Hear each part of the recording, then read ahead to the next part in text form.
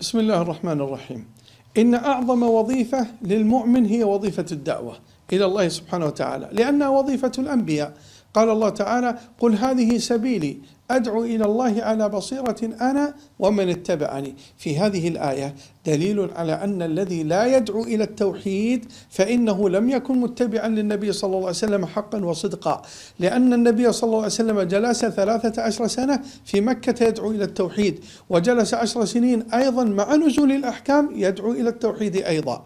وأول ما بعث معاذا إلى اليمن قال: إنك تقدم قوما أهل كتاب فليكن أول ما تدعوهم إليه أن يوحدوا الله جل وعلا، وفي رواية أن يشهدوا أن لا إله إلا الله، فإن هم أطاعوك لذلك فأخبرهم أن الله افترض عليهم 5 صلوات في اليوم والليلة، وهكذا. إذن الدعوة إلى التوحيد أولا، ثم الدعوة إلى باقي شرائع الدين.